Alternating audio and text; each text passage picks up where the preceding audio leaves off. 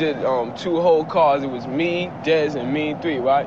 And on the first card, in small letters, it said, "All you see is," and then, you know, big, you know, block silver letters, it said, "Crime in the city," right?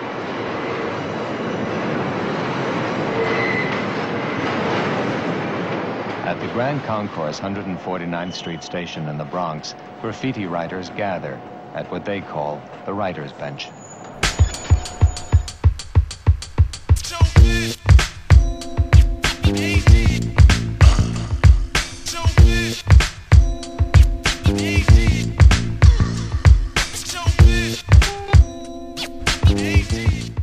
What's good, what's good, what's good? Live from the writer's bench. I'm your man, Kill, holding it down. We got all my soldiers on tap today. It's been a minute. What's going on, fellas?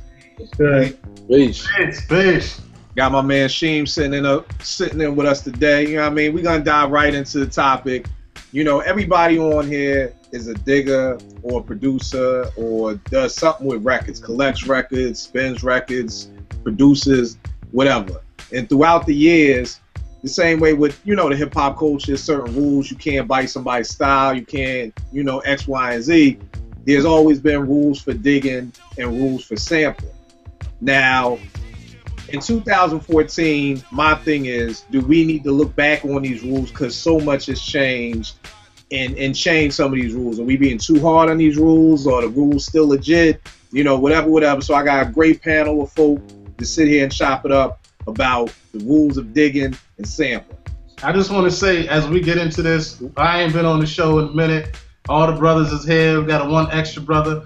I'm going to find every opportunity possible to start controversy. I'm just going to let y'all know that. Because I need some. I ain't had no controversy with the brothers in a minute, so we're going to get it in today. All right, we're going to jump right in. The first thing is I'm going to give what it is and then give an example, then we're going to chop it up. As a digger, should you have reissues in your crates? Should you have a reissue? Now, my thing is this. When I first started digging, probably like back in 91, 92, you know, I was out digging. I found like a record. I forgot what it was, but it was the reissue. I ain't know no better. I ain't care, so I copped it. You know what I mean? $10.99, I'm feeling good. Showed it to my old head. He was like, "Dog, what's that shit, man? Come on, dog. You gonna have reissues around?" And that was like, it was like, yo, dude slandered me. Like, yo, what are you doing? You know what I mean?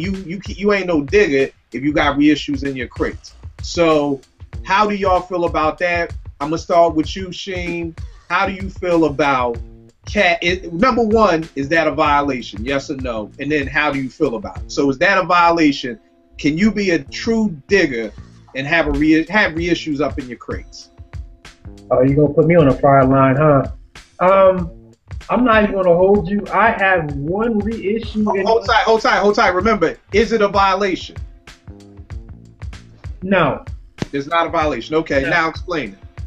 All right, I have 1 reissue in like 28 crates over in PG County in my storage unit. So only reason I say it's not a violation, because I kind of look at it as a reference guide. Like, if you have a reissue and at that time you're not able to find the original copy, then you can always go back to that reissue and, you know, just keep in the back of your head, okay, this is a reissue, but I know somewhere down the line I need to get the original copy of that. But if you're just like constantly buying reissue after reissue, I don't think it's a violation, because it may be something that you weren't able to get your hands on original at the time, and you might see it, you know, re-released on record day or something. You're like, oh shit, let me go ahead and grab this, and, you know, just keep in the back of your head to get the original copy. So I don't think it's a violation per se, as long as you're not just constantly, every week you get your hands on some money and you go dig and you just constantly find reissue after reissue after reissue. So no, to answer your question, I don't see it as a violation. All right, Ev, what you think, bro? All right, I know I'm setting up start controversy, but for this one, I'm gonna be honest. Out of everybody on this panel, I'm probably the person that started digging the latest. So a lot of the rules I heard and knew about them, but for me, I'll say personally, to answer your question, I'll say no. But again, it's not a violation. It's not a violation. It's not a violation. But to back that up, I'll say it depends on your purpose of digging. If you're digging to get those rare grooves, if you're digging to get those original pieces, or if you're digging for listening pleasure. Me, I dig for listening pleasure. So if I go and grab something that somebody sampled, it's because 9 times out of 10 I like that album. So I want to hear that album, and I want to hear it on vinyl. So for that reason, I'll go and grab something that might be a second or third edition if I really like that album. It doesn't matter to me because I'm gonna go home and play that joint. I'm not grabbing it just because of the fact it's a rare record. I'm grabbing it because I thought the album was dope. All right, well, let me jump in there for 1 second because there's a difference between a first, second, and third edition and an actual reissue. Oh, well, okay. And what, because you may, it's like with anything, you do the first batch of records, you send them out, they sell off the shelves. Same year, I'm sending out the second edition, so they're still coming out in the same year. Versus you want to go grab this Heath Brothers joint, you want to go grab this now, you're gonna probably cop the reissue. It's like 30 years later, that's gonna be the reissue. But this may not necessarily be the first edition, but it came out the same year, and it's an original copy. The same format still applies, though. I would grab whether it's edition or reissue. I would still grab it for the simple fact that I wanted to hear that album. All right. Like I said, I'm a novice to it. That's it. All right. What you say, Vic? I don't think it's a violation. I've been at it for a long time. My main mentor now, Chris, he probably would tell you, yeah, it's a violation. I'm glad you brought up the first, second, third edition because I kind of look at that as a reissue. If you're getting into collecting, into the esoterics of it, man, like I would love to have the black band Midnight Marauders. Everything after that to me is like a reissue. I'm just at that point right now, man, where a lot of stuff that I have, I got my main source record, it's down to the little, I forget what they call that signature, but in the blank space, there's a little signature in it. I'm at that point now, man, with the game. So, but no, if you have them, that's what you got. There are just some things you like you said, you might not be able to put your hands on it, and you were somewhere and heard it, and that's the only way you're gonna get it, man. All right. You can get into, not just reissues and part itself, but like the Shuggy Otis. I have a Canadian version. It's the reissue, and that shit coming out of Canada, it sound like shit. But I got the Shuggy Otis album, so I got it. I'm not knocking reissues, man, at all. What about you, Beezo? Hell no. It's not no damn violation, man. I think part of it goes back to what Ev was saying in terms of what your reason, what you're digging for. For someone like Vic has always said, he digs because, like the culture of digging for records, that's like part of the hip hop culture. But for me, I've been digging since like 87, 86. And it was for two sole purposes. One was looking for samples to use, and the other was just because it was a dope album and I want to have that joint. But a violation, I'm gonna probably be answering no to a lot of these questions if it's a violation, because I don't see these type of rules. I don't think apply in the sense that the whole vinyl game. Like what Vic brought about Main Source and Midnight Marauders. See, I haven't bought a hip hop record on vinyl in literally since like 85, 86 or whatever, So when I'm going for records, all I'm going for is old 60s, 70s, 50s, jazz, soul, 45s. And 9 times out of 10, you either gonna find an old copy that got some type of scratches, something on it, you may want, especially if I'm trying to sample it. I may not only get a reissue, I may go and buy a CD version of it because that's the cleanest version I could find of this song that I want to sample. But I have dug for records and kept and had in my collection solely because they were just dope records, like Songs in the Key of Life. Like I had it at my mom's crib back in the day, and then when I went to buy a new one, yeah, something like that. But even then, I'm not looking at it like, oh, I can't buy that reissue. I gotta have the original. It's like yeah, that would be nice, but hell, man, if I'm in the record shop and my man's selling that record for $5 and I want that piece, here's $5. I don't care if it's the 4th copy, 1st copy, or whoever's copy. If it's what I want and it's there, I'm buying it. All right. Well, that's not for me. As usual, I'm gonna be the odd man out and say it is a violation because that's just the way I was raised. Like I said, when I got into the game, it's almost like, you know, who schools you to something, whatever they school you to is the rules. Like, that's a violation. Like, everything in here, every record I got, all original. There's not one reissue anywhere in it. If I can't put my hands on it, I can't copy it. And like I said, not saying, you know, anybody is wrong. That's just me. In the way that, you know, my dude raised me. And Beezo, we talked about a little bit after the last show when you brought up a good point, like about books. And I was saying it's almost like with me, I'm a real big book dude, and I'm always going to want the hardcover. I'm never going to want to buy that soft cover book that you can find in Giant while you shopping with your wife or whatever like that. It's like, oh, that's that James Patterson book I want in paperback. Like, I just don't rock with paperbacks. It's the same words, same story. But for me, I want to have that hardback book, you know. So that's just for me. That's a violation. Y'all can come through the crates, no reissues whatsoever. Everything over there is original. Look for it. Search the globe for some of these ones. Let me ask you something. Let me ask you something real quick. Let me ask you something. Here you go. Jump on kill day.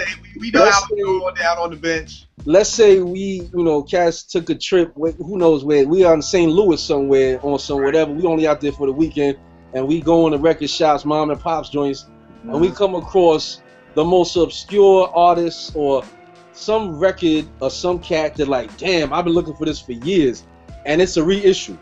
You gonna tell me you wouldn't cop that solely because it's a reissue? Yeah. And again, it's just based off of, because trust me, there's gonna be some other things on here that we disagree with, and you know, it's based off of however you were raised. You know, there's some rules that you were raised on that's just like, you just don't do that. You know what I'm saying? I dig your analogy about the books. But so I mean, keep in mind, if my man never schooled me to that, I probably would be like, yeah, what's wrong with a reissue? But because he did.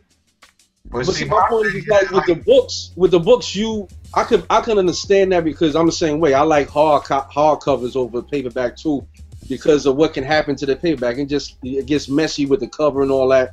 And I like my stuff to look as clean and nice and new as possible for as long as possible. But if I have the opportunity to get something that is dear to me that I really, really want, and it's especially with records where I know that this is a dying form, a dying medium, and I'm in a position, I'm somewhere, and that's the only thing I can find.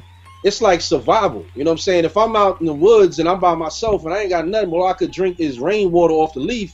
It ain't Evian, it ain't Polar Spring, but hey, brother, it's gonna give me nourishment. So I'm getting that record because I want to hear that music.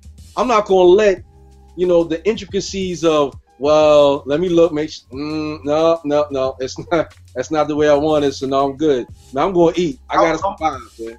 Like, I know a lot of DJ cats and collectors. So to me, like, the reason why they cop reissues, not just if it's something they can't find, because you don't want to damage the record. So my thing with Kill, like, yeah, they taught you don't buy reissues, but my squad, they're like into that first, second, and third pressing. And if you getting in the second and third pressings, like with Blue Note, our first and second pressing, you know, you got the New York address, then you got the Jersey address. So if you come to me and you like, yo, I got this Blue Note record, it's the original. I'm like, nah, son, your shit got a New Jersey address on it. It's original, but it ain't the shit. That's how I look at it. And I'm curious how Shane feels about that. Especially, quick question real fast before we, I just for clarity. Say a third edition, does that get pressed the same year that the first edition does? It might. Just in a different. What's the difference? It might not. And then you get in the addresses like when we was building on Black Moon. Right, like right. That Smith and Wesson. It's like 3 different versions. You got the shit that they was literally handing out the trunk. Then the record company got behind it. Then you get the second. Then the shit get popular and you got the third. And then years later, people want to hear it again and you got that reissue. Yeah, let me ask y'all this. Let me ask you this because the other day, like I've downloaded a bunch of Eric B and Rakim old joints or whatever, And for years, I have been trying every version of Eric B for President that came out post 1990 something. It seemed like it's always the remix version that starts off with the chick for your support, whatever, make clap to it. And I'm like, yo, I want to find the original 12-inch single. And I looked everywhere. And you know where I found it? On YouTube. So what did I do? I downloaded it off of YouTube and I got it on my iPod. And I'm good. Because I'm there because I want the original song that takes me back to the first time I heard Eric B for President. You know what I mean? When I heard that, well, clap your hands to what he's doing. So that's why it's like, that's what I'm saying, where it's like, man, I got to get it where I can get it. You know what I mean? If YouTube is the only place I could find this joint, you know, I would love to have that vinyl in my hand with the Zakiya 4th and Broadway, the Pyramid on the label and all that. I'd love to have that, but the reality is, in this day and time, man, that joint is not easy to find, though. So I'm not going to let. And that's why we're chopping it up about maybe some of these rules, you know, need to change. Because keep in mind, trust and believe, I'm not the only person who thinks a reissue is a violation. Trust, it's not 500,000 diggers against Kill. There's a lot of people who believe a reissue is a violation. Well, no, but you're not going to pay for them 500,000 niggas tonight. Well, yeah, it's all good. It's all good. And I know what you're saying, because I know DJs the same way. It's like, yo, I'm not going to take my originals on the road with me, you know, or whatever. So it's like, I may spend this. So we good on that. We can get into collecting it again. I want Shane to bust it up. It's like this album right here. It's reissue. The reissue got a different cover on it entirely. The first, second, and third editions are out there, but they're American. The first edition is from Japan, and the price is in yen on the back. So to me, if you pull yours out, and I'm gonna be like, yo, all right, well, remember the scene with Busta Rhymes and Mr. T was wearing each other's jewelry in the video? That's how I'm gonna do you. You know, so I would really want Shane's opinion on that. Like, as a collector, how you feel about the first, second, and third? I got the perfect analogy for that. And we talked about this on the last show, Kill. I'm gonna compare it to a pair of '88 3 Cement Jordans. Now, when they first came out, Jordans had the Nike on the back of the threes. Later on down the line, they moved it to the Jumpman. Now, the average sneakerhead knows the difference between the Jumpman and the Nike. But, you know, if you just collect the sneakers, you might not be up on that. You just say, hey, I got a pair of threes. But, you know, the someone that's up on that, they know the difference between the Jumpman and the Nike, the original joints and the retro joints. It's still the same sneaker, but just on the back, it just has different emblems on the back.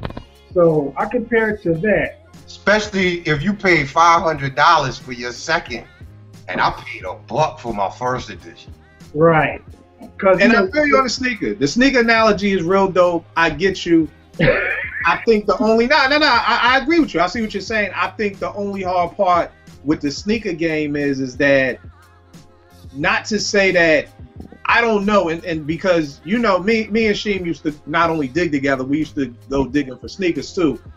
And you know more about kicks than I do. I don't know if there's a rack of original threes from 1988 still sitting around somewhere dead stock, you know, because I would assume by now, after a while, you know, you keep sneakers in the boxes long enough, they start to yellow. Right. You know what I'm saying? So I don't know if you can cop an original pair of threes from 1988 that's gonna look crisp on your feet versus, you know, the joints that came out last year. Because even at Flight Club, you still gonna pay $300-400 for the ones that came out.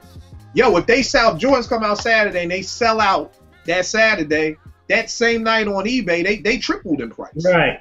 You go to Flight Club, you still gonna pay $300-400 for a pair of sneakers that just came out 8 hours ago, but you couldn't get your hands on. So I see your analogy. I see your analogy though. But the only thing with the that you mentioned with the threes, all right. Now when they re-released the '88 threes with the Nike symbol on the back, those are still considered retro, even though they had the Nike symbol on the back and not the Jumpman on the back. So I mean, it's the same sneaker, but they just put Nike on it instead of the Jumpman. Right. It's still considered retro. Right. Right. I feel what you're saying. I feel what you're saying. All right, let's go on to the second joint. Number 2, you sample drums from another producer's song. The example that I'm going to give is Ski, a couple of years ago, did a video about the making of Dead Presidents. And when he was talking about where he got the drums from, he said he got the snare from Tribe's Oh My God. And the internet went bananas. Like, oh man, you can't sample drums from another producer. If they leave them open, you can't do that. That's what Primo say, you violate. You can't do that. You can't sample another producer's drums. So that's the example. Same thing. Is it a violation or isn't it a violation? And then explain yourself. Beezo, we'll start with you. I'm about to say, let me start off. Is that a violation?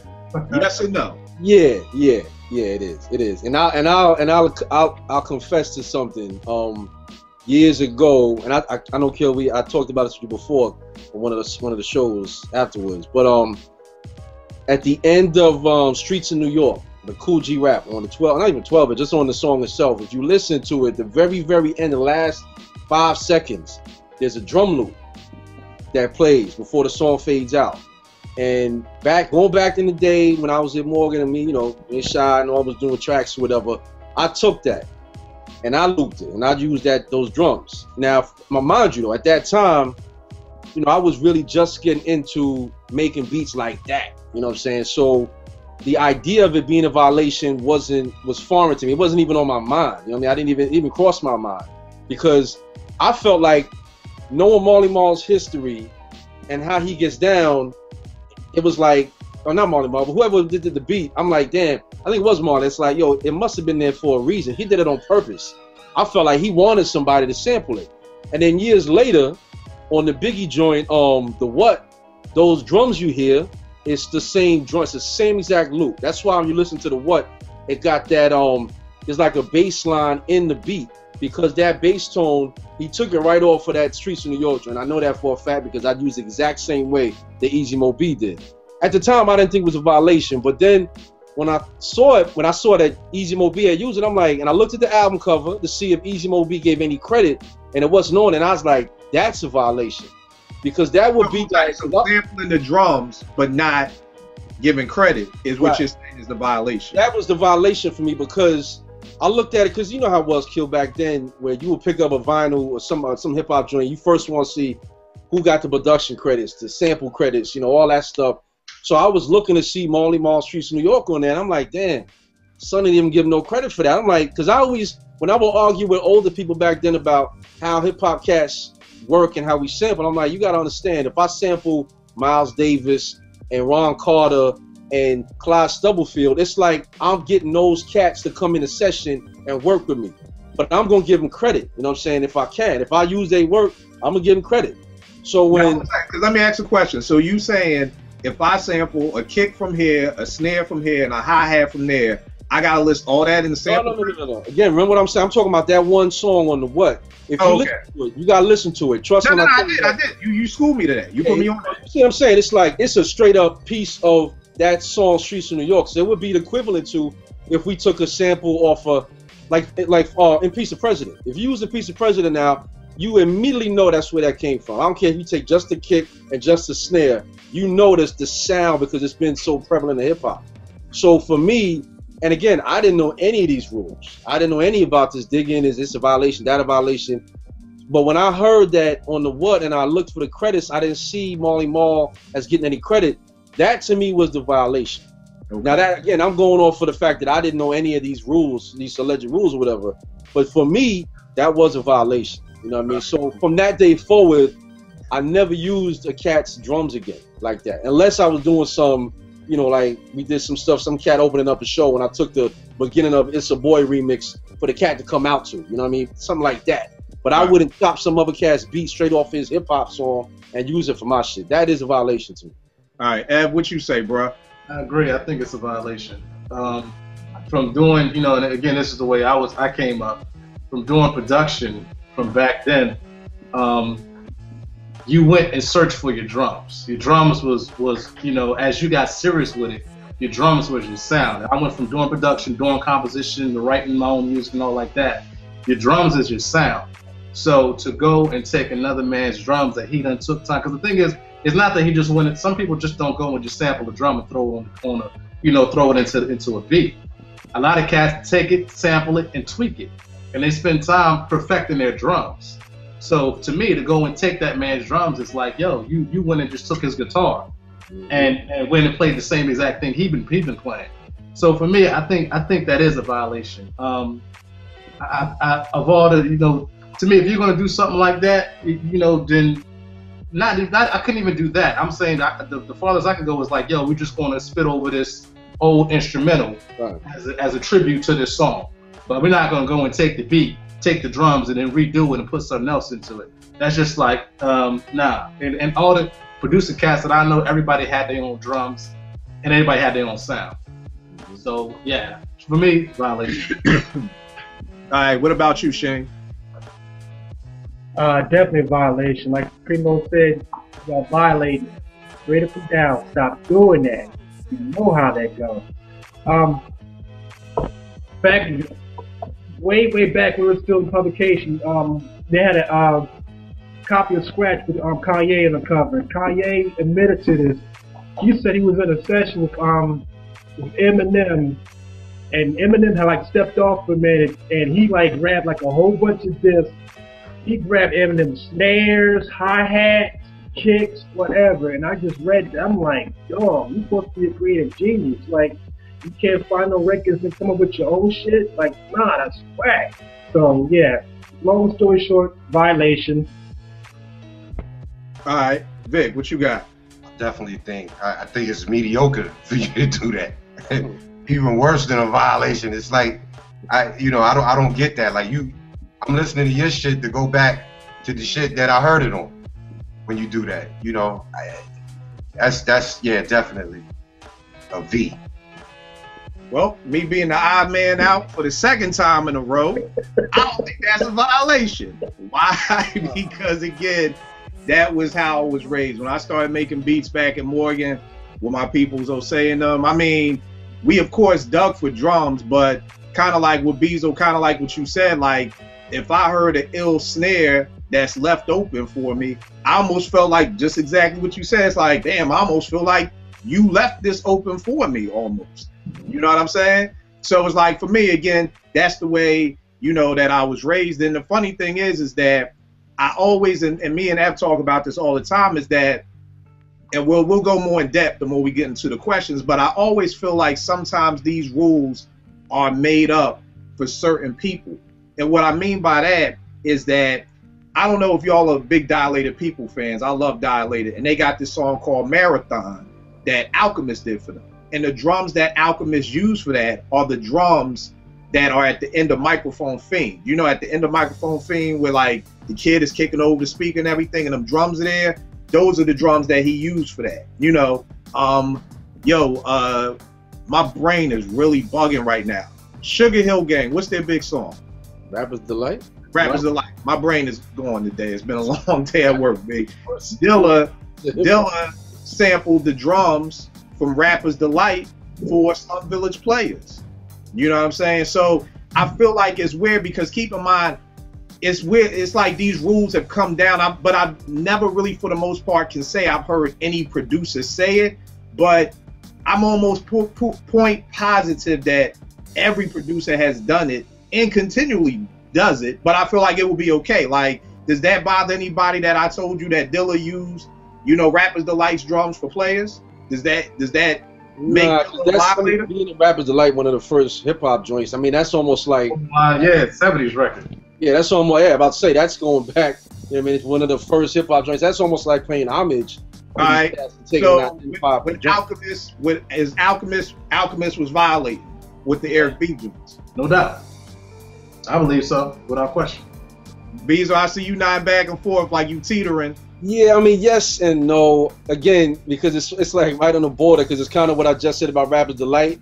But because here's my thing though, because one thing to keep in mind is nowadays with all these softwares and whatnot, you can buy some of the software that's going to have some Dre drums or whatever, and a lot of these cats sell their drums. You know what I mean?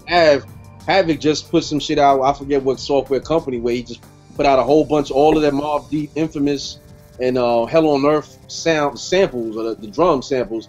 He just put them out there for the masses. He's like, yo, they drums. But I mean, but look at it like this. If you were a rock and roll drummer, and say I'm in Led Zeppelin, and you from Rush, would you the Rush drummer, would you want me to come in? Would you want to take my snare drum off of my drum set? And would you think I would let you take my snare drum off my drum set for the album you working on? Hells no. You got your own drum set. You got 3, 4, 5, 6 different snares and kicks and all that you tweak, just like you're saying, Kill, with cats is tweaking that sound and making their own unique sound with their kicks and their snares.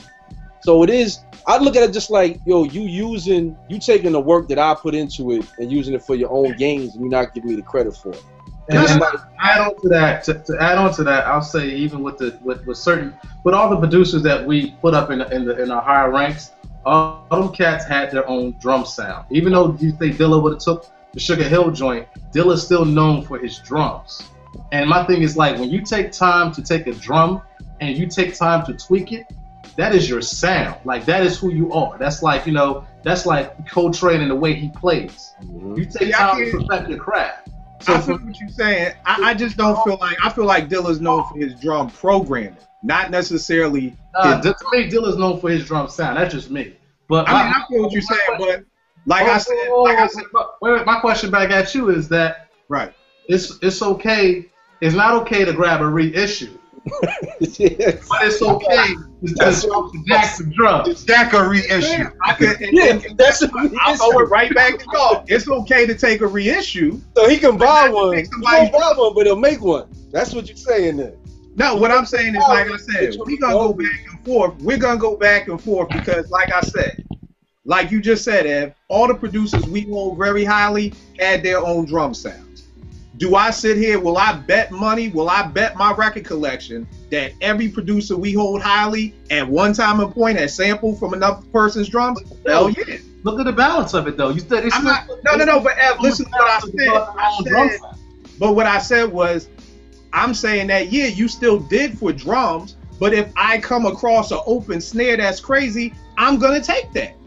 I'm not saying you build your life on that. Like you just said, Sheem, you don't build your whole collection on reissues, but if you buy one reissue, then there's nothing wrong with that. And again, this isn't going to turn into change Kill's mind. This is literally just, we're just stating how we disagree. A violation is a violation. But we're Hey, Kill, let me ask you this real quick. Yes, sir.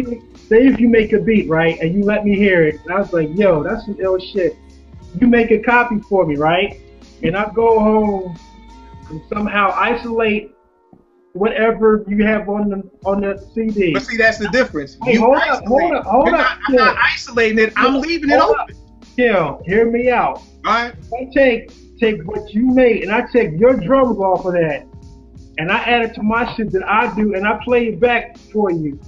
First thing you gonna think is, this nigga stole my drum. Feel no kind of way about that?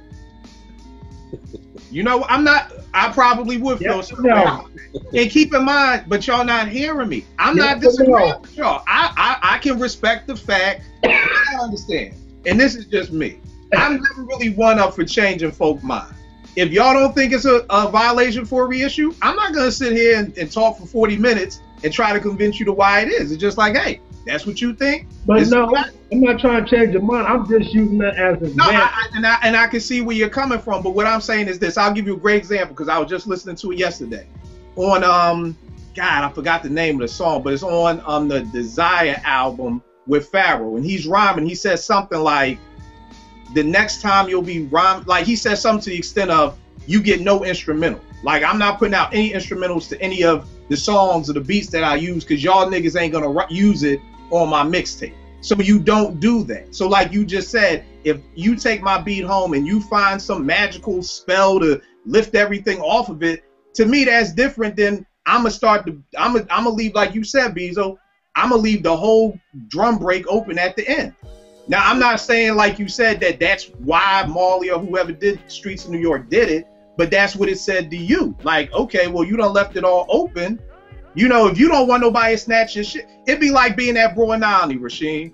You ain't gonna have your rope chain all out unless you ready to rumble somebody who may snatch it. Right. There's been plenty of times I've seen dudes tuck their chain because it's like, I may get it snatched. So if you're gonna leave it out there, you may get jacked. Is it right? I'm not saying it's right.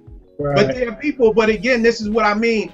To me, I almost feel like they're generational rules, and we'll go into that a little bit later. But it's almost like you can take something from this time period, but not this time period. Like, you know, from the 70s, you can take it, but not from the 80s. And there's a 10-year span of when you can take people's shit and it'd be okay. Because there's an old head right now who's like, all the sampling, all y'all niggas up here talking this shit is whack because y'all all taking somebody else's shit. And we shut down the whole conversation with that. I'm gonna throw this out there and I'm gonna leave it alone because I know we gotta move on. But I just wanna throw this out there. Is it okay for Jay-Z to say Biggie's lyrics? Kill? Is it okay for Jay-Z to say Biggie lyrics? Yes. Not the amount of times that he does. Why not?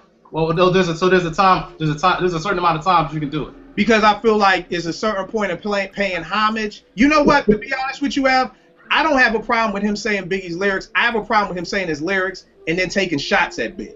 Saying things like, if you're going to quote my man and then say something like, I'm the new king of New York, it's no Biggie. Like, Jay has taken little subtle shots here and there at Big. And my thing is, if you saying you taking his lyrics to pay homage, but then don't take shots at the man. Wait. See, we had a conversation about this, man. Don't just throw it out there that he took shots at Big, man, because I don't... we had a whole conversation about that. About what? I disagreed. Those wasn't shots. He didn't take no shots at Big. Yo, when he said, I'm the new king of New York, it's no Biggie. All right, look, we digress, though. We digress. whole different path. Remember, right. We had a whole show we talked about this before, and we agreed. We disagreed at that point because I'm like, I didn't see any of what Jay-Z ever said about Big. Is he was never taking shots at him. He was paying homage to the cat. Well, that's cool. B, that's how you feel. There was a rack of other niggas who feel differently that he does that. Not when he quotes his lyrics. I'm not saying that. I know what you're talking about. I remember we totally had the whole conversation. Right. And I said then that. Right, and that's how you feel. To the cats, I feel like he's taking shots. He was taking shots at the cats who say that he's not the nicest. He wasn't taking shots at Big. But that's a whole other. That's how you perceive it. We digress. We won't agree to disagree. Okay. Next question. All right, the next question. Digging online. I've talked to enough cats who are like, if you are a digger, you got to get your fingers dirty. You got to be in there. You got to be on your hands and knees, going through records, dusting your face, leaving dusty. You got to keep Purex with you to keep your hands clean. But now all of a sudden we have the internet. We have eBay. We have Dusty Grooves. We have record stores who have online record stores now. So, is buying a record, whether it could be the original, it could be the original Skull Snaps, $200, is buying records online, digging, is that a violation or not? I'm gonna start with you, Vic. No, it's definitely not a violation because there are some things, location-wise, you might have came across somebody and heard something, and they might have bought that like me. I was in Japan. The beauty of being in Japan was you had cats from 50 different states in one place hawking their records. So you might have this shit that you only going to get. Philly's a prime example. You can only get in Philly because it was on Bamboo Records right down there on Girard Avenue. You can't get it outside of Philly. But you know the record because you heard it before. You online, you see the shit. I'm copping it, dog. I'm copping. That is not a violation. That's just you knowing it. To me, like, you get online, just because it's online don't mean you know that shit is hot too. You know what I'm saying? You gotta really, like, we talking about digging, man. There's digging and then there's digging. And, you know, a lot of stuff that I got that I heard somebody play that I know my man has took the time, he's traveled and found. I find it online. I'm copping. All right. What about you, Ev? I say no, it's not a violation. My thing is, if you exhausted your environment. You got one too. This dude from Philly. I ain't seen this record yet in Philly. Copped it online. I say if you exhausted your environment and you find it somewhere else. I mean, it's record collecting. To me, if you're a coin collector and you find a rare coin and it's in Brazil and you want to get it, you're collecting. So to say you have to stay within your environment, everybody doesn't have the means to travel the world for records, you know. But if you have the ability to go and search and to me the determination to go and find what you're looking for, then why not be awarded with it? All right. What about you, Shane? No, I definitely don't think it's a violation because it's like you said, if it's an original and you well, you technically you're digging for it because you know you can go on Discogs or Pop Psych or eBay and you're like searching for this record. It's an original copy, so it's not like it's a repress or a reissue. It's the original copy, but you're digging to find that record. So it might not be physically that you're in the record store, like going through crates or stacks of records. It's still digging. So no violation at all. All right. Well, what about you, Big? Nah, it's absolutely not a violation. I mean, kind of what everybody else has been saying. I mean, especially nowadays, I can see that when this whole digging thing first became popular, where that may have been so back then because there probably was more record stores and more options, you know what I'm saying, to choose from to find vinyl. But as we've gone on, now we in 2014, I mean, damn. Yo, it's like the internet has made the world a smaller place. And just like Shane just said, it's like if I'm going on YouTube and I'm doing a crazy search and I'm pulling up 10 different people that have it up there and I'm looking for the cleanest version, and then I find it and then I go on eBay, I'll go on other websites I know, like, boom, I'm trying to find the best price.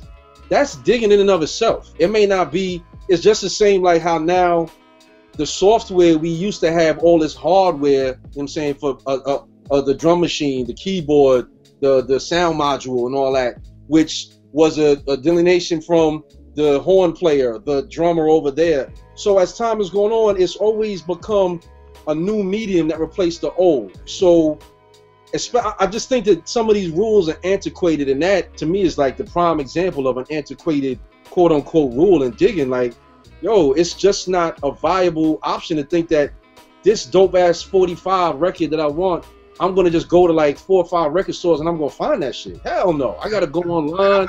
I gotta do mad digging for that. I'm gonna add something to that because I done earned my stripes, man, and the shit wasn't cool. I done went in somebody's basement, man, and came out with an airborne illness, dog. Yeah, that shit jumped. I seen a record way in the back of this abandoned. The boy was selling like used shit up top, but it was an abandoned crib right on Germantown Ave, and I copped the joint in the back, and he was like, "Yo, you can go back there and get it." Thick as hell, dog. Thick as hell getting that record. So now I'm like, look, man, if I find it on the internet, I know where it matters. It's all cool. I feel you. Well, again, I'm the odd man out. That shit is a violation. You can't dig online. What's wrong? I'm joking with y'all. I'm joking.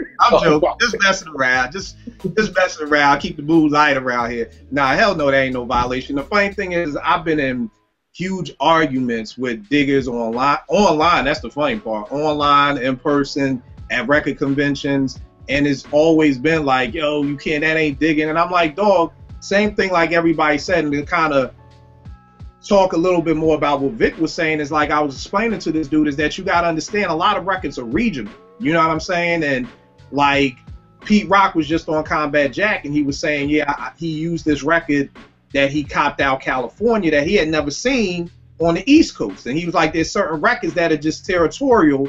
You know, like it may not have been a lot of pressings. And like I think Beezo or somebody else said, I was telling the dude, look, dog, I'm not Premier. I don't get flown to 50 cities. I don't get flown around the world, you know, to be able to have the convenience to, yeah, of course, Primo or Dilla or Pete may not have to dig online. Pete was just saying he just got back from Australia. Like, you ever notice why all them cats say their favorite digging spot is Japan? And that's why I'm saying, like, all the military branches are there. Cats from all over the United States. That's why it's their favorite spot. Because right. And that's the thing. I have no means to get to Japan just to go digging. Like, you know, of course, Jazzy Jeff, you ever watch his show, the joint where he be all over the world DJing, of course you could take your time. Or you see the Tribe documentary and you see Tip in Japan digging. Well, that's because somebody is flying them there, giving them a hotel fee to do a show, and while I'm there, I'm gonna go dig. And it's like, normal dudes like us don't have it like that. I can't take my vacation money to go to Japan to go digging when they only want to go to Disney World. Like, I can't do that. So it's a constant argument with cats, and like I said, definitely not a violation. I don't see it because just like everybody said, if you on eBay and you bidding for something, I don't know if y'all ever been in a good bidding competition on eBay. I feel like that's digging in itself right there. So we all agree on that. Number 4. You can't sample something that's just recently come out. An example of that would be Jay-Z sampling, or I forgot the dude's names. My brain ain't working tonight, y'all. What happened? What has Street Band? The Menahem Street Band joint that Sean C and LV did for Rock Boys. The song came out the same year Jay-Z put it out. Another example would be, I don't know if y'all up on this. I know Beezo, you rock with J. Cole. J. Cole's single Crooked Smile with TLC samples Jennifer Hudson's song that just came out in 2010. So it was only 3 years old. So is there a certain time frame for that? Is that a violation? Is Jay-Z and J. Cole's producer wrong for sampling something that literally came out the same year to 3 years close to it? What do you think, Av? I'm gonna say no. I'm gonna say it's not a violation, for the simple fact that, to me, that's like when Helter Skelter sampled Portishead on their first album, I believe it was. It gave a lot of recognition to Portishead. Cass was on Portishead, so to hear that to hear the beat miners use that for a Helter Skelter track was dope. To me, it was dope. But if they would have followed those same rules, they wouldn't have done that, because I believe the same time that they sampled it was the same year or the year after that the album itself came out. So for me, I'm gonna say no. I mean, I think if it's dope, it's dope, and I think it happens. I'm sure that's the only thing I can think of offhand, but I'm sure a lot of other people have done similar things. And I know like it's kind of a thin line, because it's a tricky line, because I think there is a level of violation, but I don't think that necessarily is the violation. All right. What about you, B? Is it a violation? No. Would I do it? No. And I'll give you a perfect example. That Menahem Street Band, there's another song also off of that same album that when I first heard it, I just heard the song in passing, and I was like, oh my God, yo, what is that? And I did some research and couldn't find out. My son, I had it and listened to it in the car, thinking it was an old sample because it had that old sound to it. And my son heard, he's like, oh, I think it was like Lupe Fiasco or one of them cats had used it. I'm like, what? So then he told me, he's like, yeah, that's that group, Menahem Street Band. I'm like, oh man. But then there's a chick, I don't know if y'all familiar with always messing that. I think Sharon Jones or Sharon Tate. Napkins, yeah. Napkins, there you go. When I first heard them, I thought and even if you look at the album cover, they look like some 60s soul band. You know what I mean? So I was like, oh, okay, word. And then I'm looking at it, I went to download it online off of this website, and it had the biography of the group. And on every single group, it tells you like the year of relevance when they came out. And it said the 2000s. I'm like, wait, that must be a mistype. So I started doing research on my phone. I'm like, damn, this album was like 3 years old. So immediately I'm like, nah, I can't use it. I just won't use it. You know what I mean? So I don't think it's a violation, but I wouldn't do it, me personally. Right. What about you, Vic?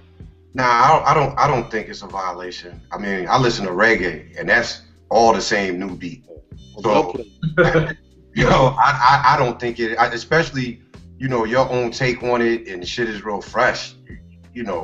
I don't think it. Right. Now, what about this? This kind of, I'll let you get your point of Kill, but to y'all then Kill, you can tell me too, because I think we've talked about this.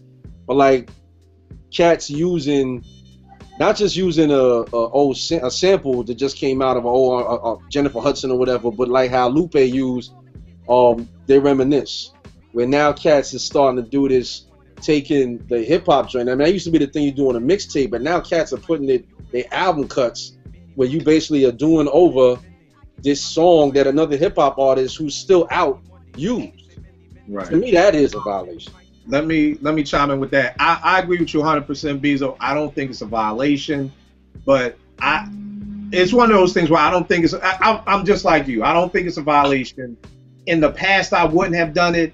Nowadays, I probably would do it, just for the simple fact that there have been too many times when I hear something, I'm like, oh, dude used that and it sounds dope, but I wouldn't have done it because it just came out. You know what I mean? So I almost feel like I'm always the dude left behind, because it's like, damn, obviously this ain't a rule because people doing it with their eyes closed. But I feel what you're saying too, because for a long time it would be like, it's not a violation, but it just, I don't know, just something didn't sit right. Like, got a time frame on samples? Like, is a time frame on the shit? Is a time frame now? Well, no. Let me say this, and this is something that I was going to go into, and me and Ev talked about this once, and me and my other man was talking about this on Kendrick Lamar's album. A lot of people I know that were our age didn't like the fact that on that joint, Poetic Justice with Drake, that he sampled Janet Jackson's Anytime, Any Place. Like a lot of even chicks, people who knew. It seems like people have a problem with the sample when they know the song, and we've kind of touched on this too, like with Puff and stuff like that. Like, was it the fact that Puff was just looping, or was it the fact that Puff was looping songs that we knew?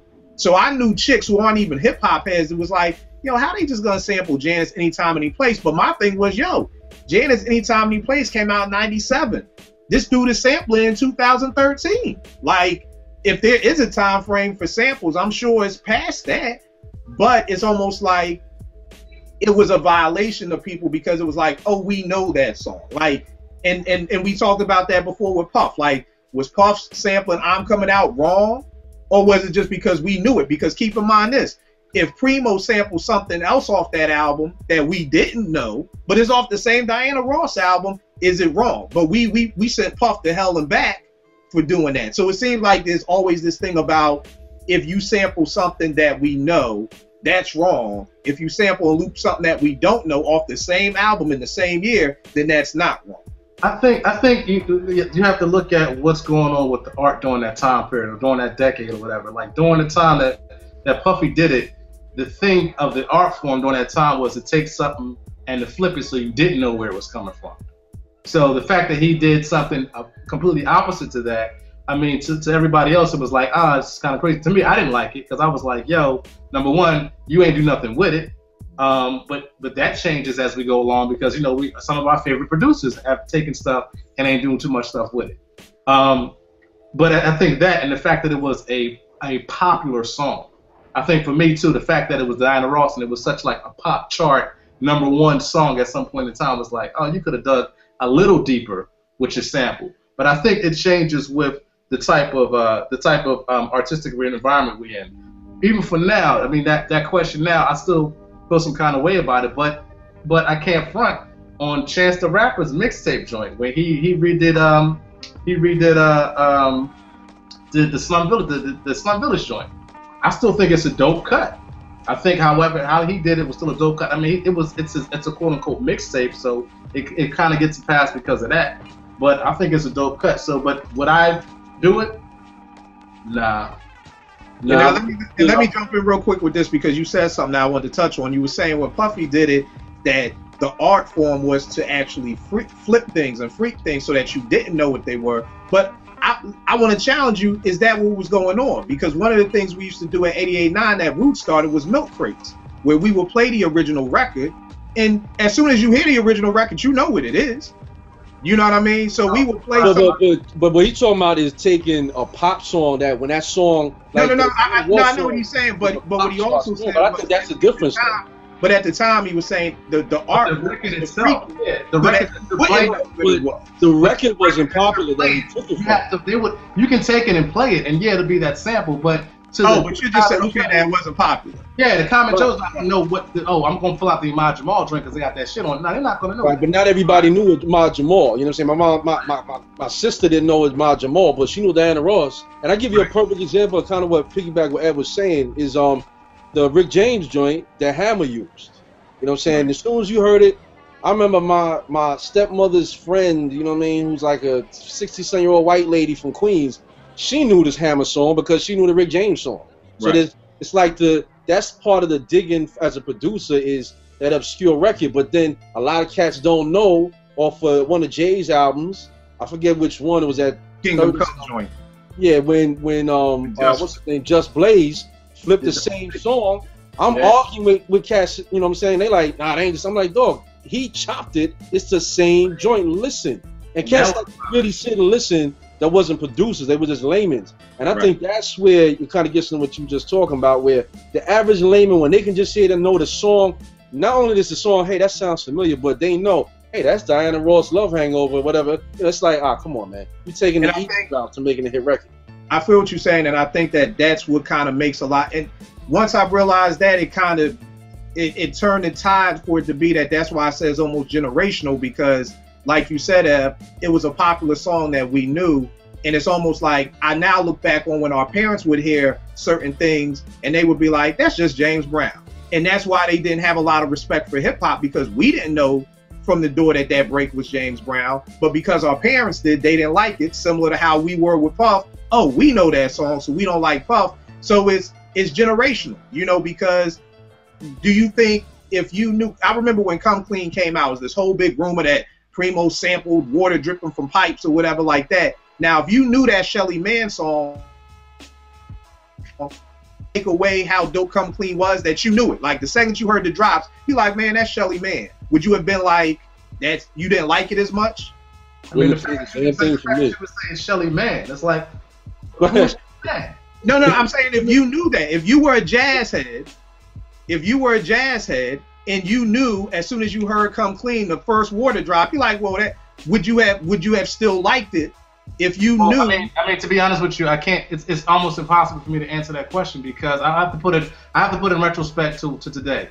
If say for instance, when I was talking about Chance the Rapper sampled Slum Village joint, and he basically they sampled it, he spit over it. Am I mad at it? No, because that was never a pop song. It was never like it was #1 on the charts. They basically dug up something that wasn't relevant to him during his age when it came out. So am I mad at that? No, I'm not mad at it at all. But if I was a jazz head back then, I mean, to me, Shelly Man, I still wouldn't feel no kind of way about it. Yeah, especially the type of sample. It wasn't like he took, again, because going back to the Puff example, Puff took like everybody who ever heard those original records knew immediately the second the needle dropped on all that Mace stuff exactly who it was. The Shelly Man show you talking about, I hear you, but it's like even Shelly Man wasn't a pop jazz artist. You know what I'm saying? But the average jazz head, and I was a jazz head, but I didn't know when I first heard Come Clean that that's where that came from. So I do think it's about the artist you sampling. If it's a straight up pop song that everybody use, everybody knows, your moms, your pops, your uncles, your aunts, everybody rock to it. It's like you just taking an easy route. All that shit that got Bob James Nautica on it is suspect. Yeah, and to add on what I'm saying, like all the stuff that got Bob James Nautica on it is some suspect shit. Cause that was a popular cut. It's still a popular cut. Still get played on the radio. Good point, Vic. I don't know though. I don't know because you gotta remember one of the first cats to use it was Run DMC, and I'll admit to back then. Now my pops and my moms had Mad Bob James, and they probably hadn't all this in the crib, and I probably had heard it, but all I knew was Run DMC using this sample and Jay cutting on it. I didn't know it was Bob James. It wasn't until this cat used it and that cat used it and that cat used it. That to me what made that song popular. I knew exactly what it was when I heard it because I spent days looking at that golden chick on the album. I always. My thing with that is when I don't know if that's, to me it's the same thing because when we talk about Diana Ross, my thing is you're talking about something that existed as #1 on the pop charts for a very long period of time. Right. And to add on to that, the artistic thing is with Buffy. Well, hold on. I mean, if you compare Bob James to Diana Ross, I'm sure Diana Ross will have a whole lot longer time span. But I'm sure you saying #1 on the pop charts, and that song is still played on the radio. No, but listen, it doesn't. That's played on the radio and being #1 on the pop. That's worldwide. And you up there for a very long time. But the point I'm making is that when you have something like that, you've already found, like, whoever did Diana Ross's thing and put it together found a formula that works. And you know it's popular. It existed it was on the charts for a very long period of time. For Puffy to go and do that, it's like, yo, I already know people are gonna love this because they already know what it is. So it's not like Bob James. That's my point. It's the same song. That song, Bob James is still relevant in jazz circles. That song is still played. That song is still repeated. You're saying in jazz circles. I'm talking about worldwide. Yeah, that's different. But okay, if you put it in a genre, then yeah, Bob James is worldwide. I mean, but can you really compare Bob James to Diana Ross? In terms of popularity, I don't think there's no comparison. I love Bob James. If you don't like Diana Ross, you don't like Diana Ross. If you like Bob James, no, that's about liking it, but just in terms of popularity. But you have a song, regardless, that is still popular. Yeah, but that's not what we talk. We talk about. Hold tight. Because what it is and what it comes down to, and what we've all learned from doing this show for almost a year, we almost coming up on our year anniversary, live from the writer's bench, is that everybody is going to have their own asterisk next to it. So I think what Evan Beezo is saying is that if it's popular and it's on the pop charts, that's what matters. It doesn't matter if it's off the same album, off the same year. It's the fact that the way Puff did his madness was like, let me go to the club, let me see what the DJ throws on to the old school set that everybody loves, and now I'm gonna go back, and that's what I'm gonna lose. But then, Vic, I understand what you're saying, that it's not just about, yours is not the pop charts, but you're saying that Nautilus was a very popular song, right?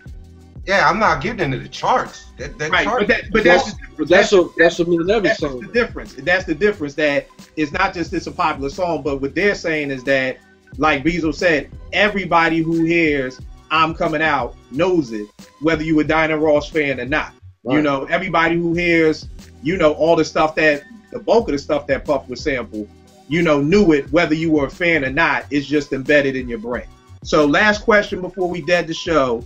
Number 5, using samples that have already been used and not flipping it. An example would be Just Blaze and the Beatminers using the Seed of Love that Buck Wild used way back in the day for the OC album, using it for PSA for Jay-Z and Stay Real for Black Moon, is using a sample that's already been used. People already know what it is, and you don't chop it, you don't flip it like you just said, Beezo. You don't do a Just Blaze and re-chop it up in 50 different pieces and replay it. Is that a violation? Beezo. I mean, to use that example was kind of hard for me because I'll be honest, I never knew Buckshot and them had used it. I just knew the J song. Even if you just go with the Just Blaze, is Just Blaze violating by using the sample that Buck Wild used 10 years ago on OC's album for the interlude for Jay-Z's PSA? Nah, I don't see it like that. I mean, that's very murky water though, man, because you know you getting into things like, you know, production style, sampling, whether this cat samples or not, how popular one producer is to the next, how popular the song was, but how popular the song was to, you know, to the audience from the first artist that sampled it to the second artist that sampled it. So that's murky water, but I mean, nah, not really. It depends. I mean, it's hard to say, man, but I want to say no. But if you just, because again, my mind goes back to, what's his name, the Lupe Fiasco shit using the Pete Rock Reminisce. That's a violation because he didn't just use the sample. He used Pete Rock's way of using that sample on down to the drums. That is a violation because then you might as well get Pete Rock to come in with his original disc off the SP to do the song for you, because you basically taking Pete Rock's version of that song. You know what I'm saying? That is a violation. But I mean, I have samples that I was sitting on, you know, I want to use it or whatever. And like, how do we know that Just Blaze didn't have that sample from Edine, you know what I mean, from way back, but he never had the opportunity to put it out there for the masses? He didn't. This was the last song done for the Black album. I forgot who got it. But no, that's not what I'm saying that he'd used it before. I'm talking about, because I have samples that I have from back in 89, 90 that I never used or whatever. It's just a part of my collection that, yeah, maybe one day when I blow, I'm gonna use this, whatever. So how do we know that Just Blaze didn't have that song? No, just said he just got that record. That's what kind of held up the album. He just got it, so he didn't have it sitting in the crates. And again, going back as a producer, there's been times I've heard a sample and I've heard a cat use a sample, and I'm like, yeah, that's cool, but I could freak it better. You know what I'm saying? And that's what I'm saying. It's hard to say, man. I'm not gonna hold it. You could freak it better. Is that freaking it gonna be like you said? You were arguing with people saying, yo, this is the Hammer joint that Just Blaze did. That to me is freaking it better. But if you just use it the same exact way that Hammer used it, that's not freaking it. So that's what the question, can you use a sample that's already been used without freaking it? So as soon as you heard the Buck Wild interlude, you said, okay, that's dope. Then when you heard PSA, you like, oh, that's the Buck Wild interlude from back in OC day. He didn't flip it. He didn't do nothing different to it. It's the same sample. He just threw some new drums over. I mean, but then he did do something different. He put his drums on it. That is something different, and that's what I'm saying. It's like coming out as a producer, man. It's like even sometimes a sample, and I know you know this, Kill. I'm sure you've experienced this sometimes. Sometimes there's some samples that can go either way. You can chop it a million ways and flip it so nobody would notice the original joint, or you can keep it as is. And then there's some samples you have to chop it a million ways because that's just the way the sample is. But then there's some joints that it's like, man, I got to leave it the way it is because the way the original artist did it is just dope. And I'd be foolish to try to redo this whole thing. But I'm going to put my drums on it. I'm going to flip it with the drums. So that's why it's like, I can't sit here and say Just Blaze violated because he may have heard the Buck Wild shit and be like, oh, them niggas ain't even doing nothing. This is a dope sample. I ain't even doing nothing with it. So I'm going to use this shit and I'm going to do what I'm going to do with it. And obviously, it works. You know what I mean? The PFP joint was dope. And just a tidbit to the rest of that story, the beat miners had beef with Just Blaze for using the sample. So, but that's just another tidbit. Ev, what you think, bro? I'm going to clearly contradict myself, and I'm just going to let y'all know now. For me, I'm going to come straight out with it. I felt some kind of way when I heard the Jay-Z joint because I love that interlude on the OC album. I wish he would have spit over it. It's one of the dopest interludes that I've ever heard, and it's just a sample. But however, and like I said, I was mad. I thought it was a violation. I didn't know the Beat Miners did it. I was a Beat Miners fan during that time. If I'd heard the Beat Miners joint, I'd have been mad at them too. But however, I'll flip it because when Dilla and Knife Wonder flip dollars, I love them both. It depends on my mood which one I'm going to play, and I'm not mad at that at all. It's the same sample. They played it the same way. You know, Knife Wonder put some heavier drums underneath his joint. Dilla did something lighter because he was doing it for Steve Spacek. Excuse me. So I wasn't mad at that. So I'm a clear contradiction. I'm standing in the middle. I'm just wrong on both ends. I'm right on both ends. All right. And to be honest, bro, I don't even think with the Dollar Circulate joint, because there was one out I thought they kind of both came out at the same time. Like, I didn't know one came out first. Like, for example, there was a point on Buck, and speaking of OC. Dilla came out first. Dilla came out first. Okay, first. I didn't know. All right. Because I know back in the day, OC used the same Kenny Burke Rising to the Top sample. Buck Wild used it for OC, and Pete used it for I'll Take You There for the main ingredient joint. You know what I mean? So sometimes it just is the timing that both those songs were out at the same time. So I mean, artistically, I like what Knife Wonder did to it. I wasn't mad when I heard his version because he gave it more of a harder edge that, you know, if I'm out in the world riding around, I want to hear that one. If I'm in the crib chilling, I might want to hear the Dilla joint. All right. What you say, Vic? I don't think it's a violation, man. I mean, nah.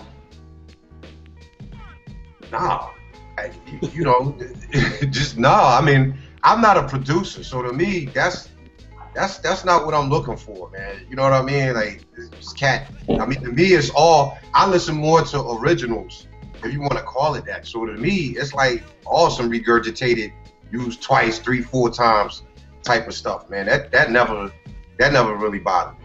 No, I don't think it's a violation. All right. What about you, Shane? All right, I'm gonna quote a great rapper by the name of Guru. Rappers and art kid, oh no roots. It's how you hook it up in the rhyme style, true. All right, so no violation. For me, I'm just like Beezo and Vic. I'm kind of in the middle. It's like you said, Beezo, I think the best way you put it was just murky water. You know, again, it's one of those things like we talked about before. Is there anything wrong with it? Not necessarily. I don't know if I'll do it. One of my favorite samples is that Slum used. I forgot who did it. I think Kareem Riggins did it. The Selfish joint. Not Selfish, the Fallen with Kanye West for Slum Village. It's an Aretha Franklin joint. And I love that, and I want to use it, but I'm always stuck like, man, nah, Slum used that, man. You know, like, and unless I'm gonna chop it up to like what we talked about with Just Blaze, I just don't want to loop it the same way, even if I throw harder drums over it, even if I play a bass line or whatever. It's just something to me that's like, nah, that's, you know, it's been used. I almost used to always look at samples like it's almost like, you know, you just trying to get the winning lottery ticket and get that joint out there before anybody else gets it out there, you know. So it's always about time, and it's like, you know, boom, what happens if Marley doesn't get the Blind Alley sample from the Emotions before, you know, Rakim got it and used it, you know, and already freaked that? Is Marley still gonna come out with Ain't No Half Stepping? And are we gonna think it's as dope if we already heard it on Eric B and Rakim's album? So I don't think it's nothing wrong with it. It's just one of those things that I wouldn't do. But another dope show, y'all. I think we chopped it up about some dope things about the rules and everything with digging and sampling and everything like that. Always check us out, youtube.com/live from the bench. WEAA 88.9, we're on there every Friday, usually between 1 to 2 o'clock in that hour span, so check us out. Fellas, as usual, we're looking for hanging out, answering the questions, and chopping it up. No doubt. Keep it locked, live from the writer's bench.